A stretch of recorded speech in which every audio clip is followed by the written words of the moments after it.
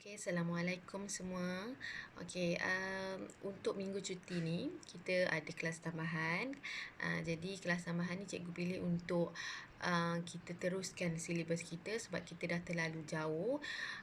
Kamu pun tahu, masih lagi berada di bab 2. Jadi, cikgu akan teruskan dan cikgu harapkan kamu ajak kawan-kawan kamu yang lain sama-sama join kelas cikgu, tengok video cikgu. Bila-bila masa kamu free pun kamu boleh tengok. Okey, dan pastikan kamu lengkapkan modul tersebut. Okey. Okey, kita sambung. Okey, 2.4 adalah tajuk inersia. So, kamu tengok gambar dalam situasi A dan situasi B. Okey.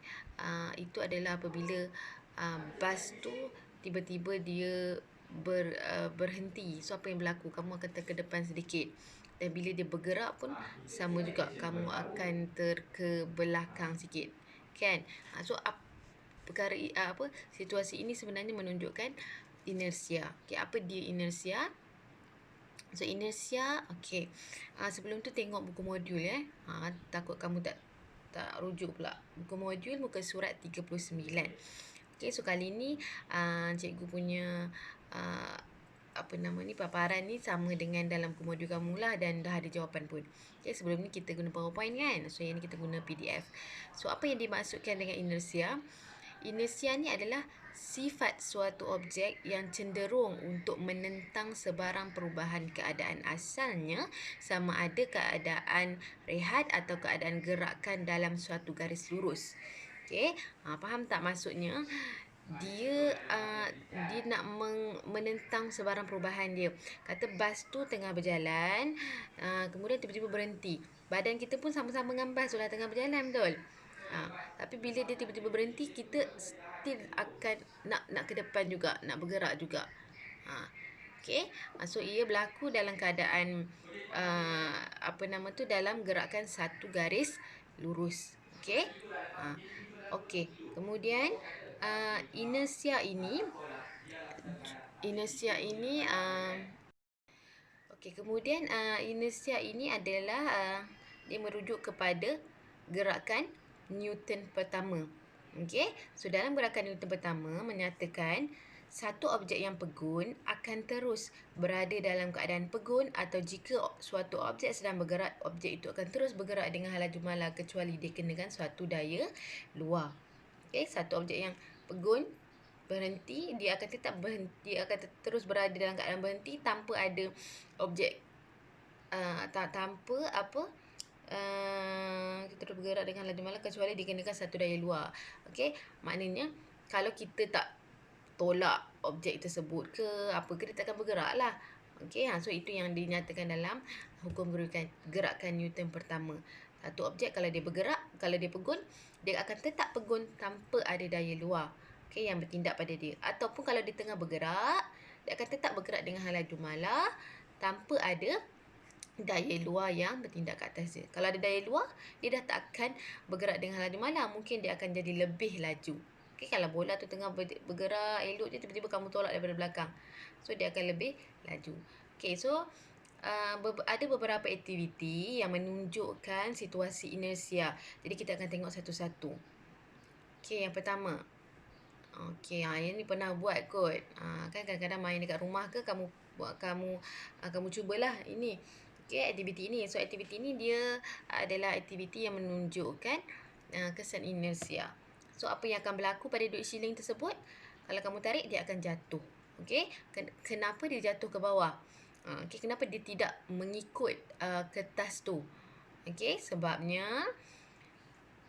jika cardboard ditarik perlahan, duit shilling akan bergerak bersama-sama cardboard kerana daya geseran telah bertindak ke atas duit shilling.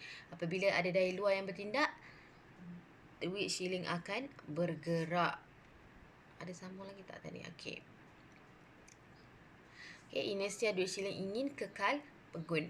Maksudnya dia nak mengekalkan kedudukan dia. Okay, inersia adalah satu, tengok balik ke atas ni, satu objek yang cenderung untuk menentang sebarang perubahan. Okey, dia nak menentang sebarang perubahan, maknanya dia nak stay kat situ. Okey, cardboard tu tarik, dia pun jatuh ke bawah. Okey, seterusnya kita tengok aktiviti kedua. pun sama juga. Sekarang ni kita letak cardboard dekat bawah gelas tu. Okay, kemudian kamu tarik cardboard tu dengan cepat. So apa yang berlaku, gelas tadi tetap berada di situ. Okay, gelas berisi air kekal pegun. Okay, kenapa dia kekal pegun? Sebab inersia gelas berisi air itu ingin kekal pegun.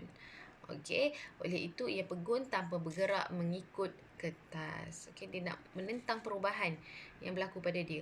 Maknanya dia nak tetap berada dalam keadaan pegun. Okey, tengok pula aktiviti yang ketiga. Okey, baik, sebelum tu, kenapa banyak sangat kamu nak kena salin nanti ni kan? Sebabnya kalau dalam exam, okey, dia akan keluar soalan bagi macam tu. Okey, mula dia tanya apa pemerhatian kamu. Kenapa apa yang akan terjadi? Kenapa terjadi?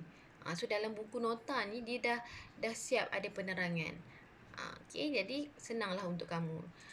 Okey, yang ketiga, apa yang berlaku pada blok kayu? Letakkan sebongkah blok kayu di atas troli, biarkan troli bergerak meneruni landasan, kemudian berhentikan troli dengan sebuah buku. So apa yang berlaku? Blok kayu itu akan jatuh ke depan. Sebab apa? Blok kayu ni dia nak still bergerak juga, betul? Okay, so blok kayu bergerak bersama-sama troli.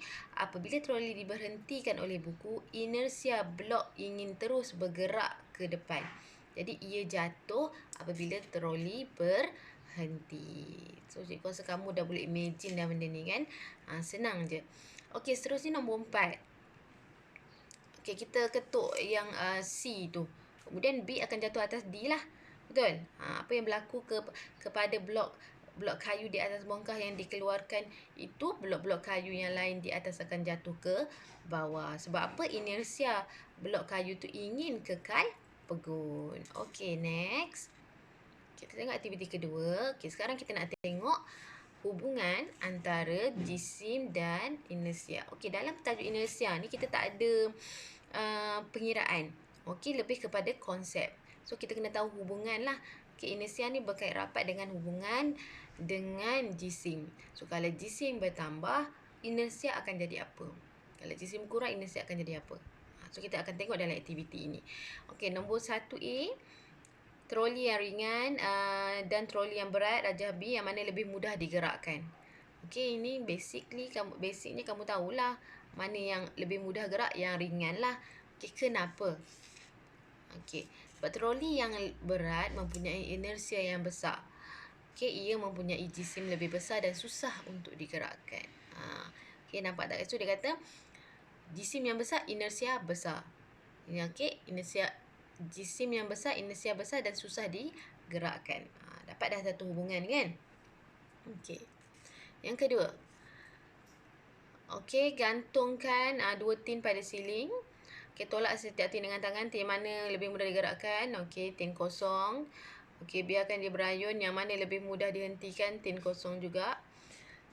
Tin yang mana satukah mempunyai inersia yang lebih besar?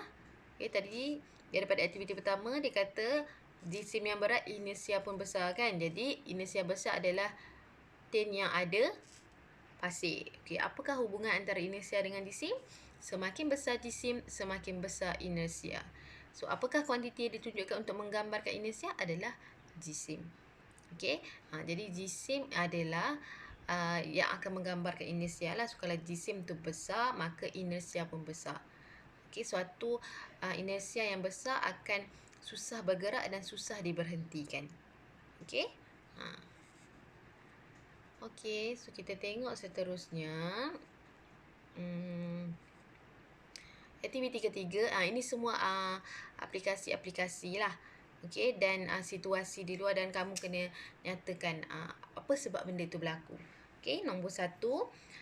Ini pun sama, penumpang dalam bas terhumban ke belakang apabila bas yang pegun bergerak ke depan secara tiba-tiba. Okey, kenapa? Sebab inersia penumpang ingin kekal pegun. Jadi apabila bas bergerak ke depan secara tiba-tiba, ia akan terhumban ke belakang. Okey. Okey, tadi bas itu bergerak kan? Okey, kemudian sekarang ni bas tu berhenti. Sama juga, dia ingin kekal inersia, ingin kekal bergerak Okey, inersia penumpang itu ingin terus kekal bergerak. Okey, tapi tiba-tiba bila dia berhenti, dia akan ke depan sedikit. Okey. So, nombor 3, mengapa sos tomato lebih mudah dikeluarkan dari botol jika anda gerakkan botol dengan laju dan berhenti dengan mendadak? Sebab sos bergerak bersama-sama botol. Apabila botol berhenti tiba-tiba, inersia sos ingin terus bergerak. Okey, kamu nak apa nama tu, botol tu kan tiba-tiba kamu berhenti. So yang sos kat dalam tu dia nak terus bergerak, dia nak mengekalkan inersia dia. Okey, kemudian dia akan terkeluar lah. Sedangkan botol tu kamu berhenti kan. Okey, dan seterusnya nombor 4, nombor 5 ni okey, awak boleh baca. Okey, nanti video cikgu jadi lagi panjang lagi sebab benda yang ni semua basic je. Okey, yang senang, yang mudah awak faham. Okey, nombor 6 pun sama, 7 pun sama. Okey, so sekarang kita tengok aktiviti keempat. Okey, inersia ni dia ada kesan dia, kesan positif dan juga kesan negatif dia. Okey, so apa dia kesan negatif untuk inersia? Dan macam mana kita nak mengatasi dia? Okey, contoh bila kamu dalam kereta, dekat bawah ni kan. Okey, dalam kereta bila kamu brake tiba-tiba badan kamu ke hadapan. Okay, kalau kamu brake dengan kuat lagilah. Kalau kamu dalam keadaan laju sangat tiba-tiba brake, lagi badan kamu akan terhumban ke hadapan. Sebab dia inersia nak mengekalkan keadaan dia bergerak bersama kereta tersebut. Okay, jadi apa yang berlaku kalau tiba-tiba kamu terhumban ke hadapan? Mungkin kamu akan cedera. Jadi apa yang berlaku, apa yang perlu, macam mana kita nak atasi dia? Kita pakai tali pinggang keledar supaya kita tidak terlalu ke hadapan. Okey. Inilah menahan pemandu di tempat duduk. Okey, apabila kereta tiba-tiba berhenti, tali pinggang keledar memberi daya luar yang mengelakkan pemandu terhumban. Okey, so banyak lagi. Kita ada keselamatan dalam kereta headrest. Okey, kepala. Okey, bila dia ni kan tak adalah terlalu sakit bila kamu terhantuk. Kemudian kita ada airbag, okey, beg udara. Okey, kemudian kita ada cara mengatasi perabot yang dibawa dengan lori diikat dengan tali. Okey, lori tangki minyak tu kita bahagikan dengan part-part yang lebih kecil. Okey. So kuranglah inersia di situ. Okey, eksperimen 2.2. Sepatutnya kita akan buat eksperimen. Okey, so eksperimen 2.2 ini sama macam kamu buat ayunan bandul tu. Okey. Jadi tapi yang ni bezanya kita akan ubah kita punya jisim plastisin. Okey, yang ni plastisin. Okey. Oops, sorry. Sekejap Okay, ini plastisin. So, plastisin ni kita akan ubah dia punya jisim. Kemudian, ni gergaji. Okay, so kamu tarik lah. Kamu tarik ke sana. So, dia akan berayun lah. Dia akan berayun macam ni. So, kita akan tengok. Okay, semakin berat plastisin tu, adakah dia cepat berhenti ataupun dia lambat berhenti. Okay. So, ini eksperimen dia. Kalau cikgu nak kamu salin lah inference, hipotesis, tujuan, pemboleh ubah. Nanti buka sekolah nanti kita akan buat sama-sama. Okay. Okay. So, boleh salin dulu. Okay. Dan juga boleh tengok video dekat YouTube ke pun boleh. Okay. Graf jangan buat dululah sebab kita tak ada data. Okay. Tapi kalau kamu nak tahu bagaimana dia eksperimen itu berjalan, okay, boleh tengok YouTube. Okay, dan cikgu rasa kamu faham dan boleh jawab soalan. Okay, so senang je. Contoh yang pertama, manakah kenyataan berikut yang betul? Okay, A, inersia ialah tarikan graviti. Tarikan graviti ke? Bukan kan? Pecutan ke? Bukan. So, dia mesti ada perkataan menentang perubahan tu. So, C lah jawapan dia. Okey, seorang pelajar menjalankan eksperimen dengan menggunakan pasir. Manakah pemerhatian yang benar? Okey, mana yang akan cepat berhenti? Dia punya keyword senang sahaja. Bila jisim besar, inersia besar. Bila inersia besar, dia susah nak bergerak dan dia susah nak berhenti. Itu sahaja keyword dia. Dapat untuk jawapan awak D kan. So, contoh nombor 5 pula. Okey, yang lain tu awak buatlah dah ada jawapan pun sebenarnya. Okey. Dah ada jawapan dah pun. Nanti cikgu akan bagi sekali lah dengan soft copy. jawapan ni. Manakah kenderaan yang punya inisial terbesar? So, macam mana kita nak tahu inisial dia besar? Mesti jisim dia besar. Okey, mana antara basikal, kereta, kapal terbang dengan kapal, mana inisial yang lebih besar? So, jawapan dia D. Okey, dan seterusnya. So, cikgu nak kamu buatlah yang ni ya. Okey, terima kasih. Assalamualaikum.